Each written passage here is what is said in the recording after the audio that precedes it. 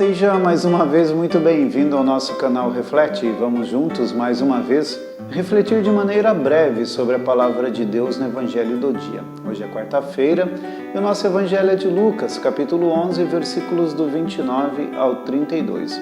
No Evangelho de hoje nós ouvíamos Jesus repreendendo de maneira bastante dura as pessoas que ouviam a Ele. Eram pessoas que estavam constantemente pedindo a Jesus sinais, porque desta forma diziam que seriam capazes de acreditar nele.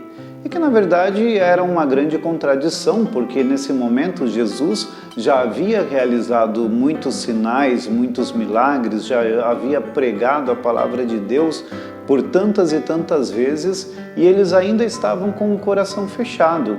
Isso demonstrava, portanto, que não eram os sinais de Jesus que iriam levar aquelas pessoas a se converterem, porque Jesus já tinha feito tantos outros.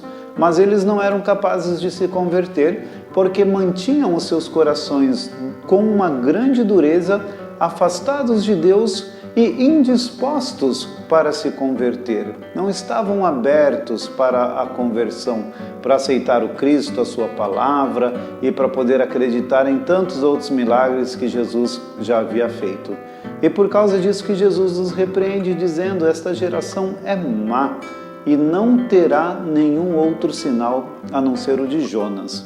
E com isso, Jesus já estava se referindo à sua morte e ressurreição, porque dentro da história de Jonas que nós conhecemos, ele ficou no ventre de uma baleia por 3 dias e depois saiu desta baleia para poder fazer a sua missão, né? Então, com isso, Jesus, de uma maneira simbólica, fazia uma relação com o fato de ele ficar também 3 dias morto no ventre da terra, para depois sair de lá, para depois ressuscitar, mostrando dessa forma que este seria não só um sinal simples, mas seria o grande sinal de que tudo aquilo que ele estava falando era a grande verdade sobre o reino dos céus.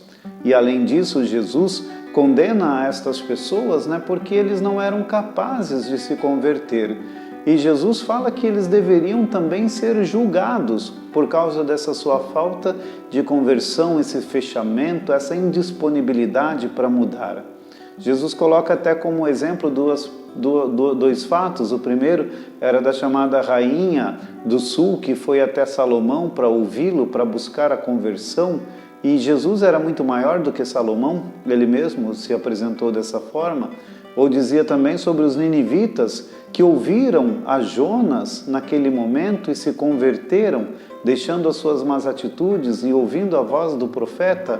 E mesmo assim, aquelas pessoas, tendo a Jesus, que era muito maior do que Salomão e muito maior do que Jonas, não eram capazes de se converter.